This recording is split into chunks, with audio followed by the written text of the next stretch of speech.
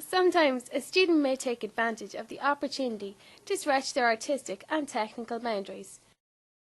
Such is the case with Trial. Written and directed by Mark O'Leary, this surrealist piece follows one woman's battle with her conscience. I kind of wrote it over like a space of a month or something like that, because I was writing like a load of little shorts, just really short shorts to stick in, kind of for I don't know, just to get a type of visual style, going. So I kind of tied a lot of these little stories into each other and then built a story around like a central actress, because last year I had like a central actor and I wanted to work with a girl this time just to see the difference.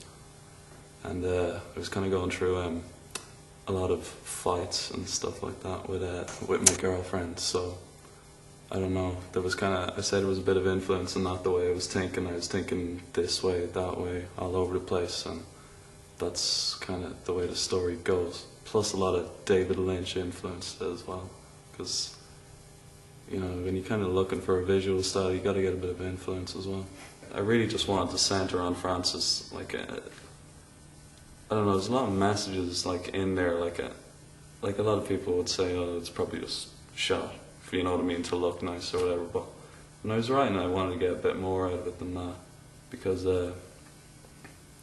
with the whole, focusing on Frances for basically the whole film, it's just I really want to get people to kind of look at it and go, okay, she's in her head, okay? So how do you examine your own head? I don't know, I'm trying to stick her there for a perspective, You know the guy who plays the role of David in my film, his name's Tom. I kind of said to Alina, 'cause she was the casting director, and she just took that up and said she wanted to go around and find people for me. So I was very descriptive with her, and I just said, for his part especially, I go, I want a middle-aged bald man, and I don't want him too tall, and I want him a bit pudgy. And she went off and found one.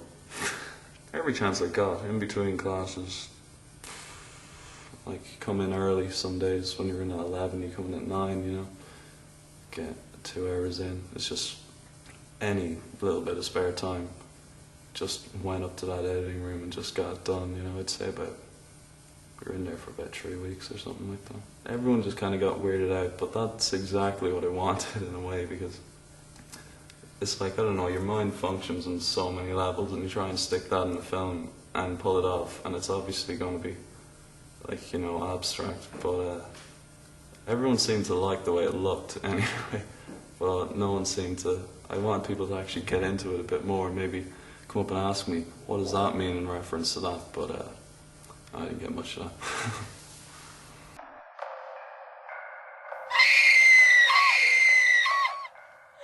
Some students don't really care that much towards making films, but it's kind of the way in life, you know what I mean? Some people are good at stuff, some people aren't, some people are willing, some people aren't, but yeah, I certainly just wanted to just put everything into it, and it took a lot out of me, and I was pleased with the end result. Having heard what the students had to say, we wanted to hear from the lecturer who assigned them the task of making these shorts, Yvonne Igo. Well, they were all very distinctive, which was refreshing, I suppose.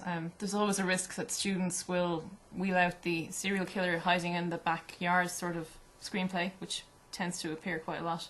But they were good. They were different. There was, kind of a comedy, light-hearted film. There was straight drama, and then there was the kind of esoteric, experimental idea. The one thing I always worry about is actors. It's something. I mean, it's difficult to get good actors. Sometimes people have found someone they think is a perfect actor, who may look good on camera, but they don't necessarily convey a convincing sort of character to the audience. Story-wise, it's always a challenge to see how you can create dialogue that's believable, characters that are believable. Sometimes it's the actor that doesn't carry it off, but sometimes the actor is working with dialogue that just is not believable. And but that's not just a flaw with student projects. That happens to a lot of feature films, and Irish screenwriters are no different to international screenwriters. One of the films managed to avoid the issue of dialogue by kind of masking it in experimental sound, an experimental soundtrack. So that would have been my concern with that script when I first saw it, the dialogue, but it was then hidden underneath all the soundtrack. The comedy film, I felt, was fairly okay on the dialogue, just maybe the performance mightn't have carried off the comedy. The final one, it was such a serious topic that was the challenge, I think, for the screenwriters. How do they convey this kind of bizarre situation, this encounter between these two characters, and the third violent character that you never see?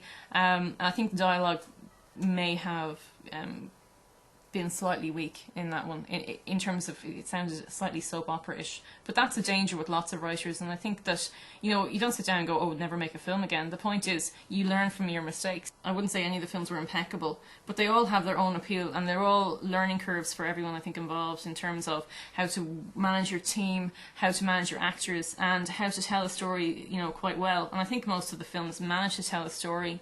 It's just that some of the intentions of the screenwriters or directors get lost at times, because they know what they intend, but they don't always put enough work into conveying that to the audience. I think that student filmmakers are much more visually literate than they would have been in the past, that they understand the language of television, that they're very well fed on cinema before they come to shoot something.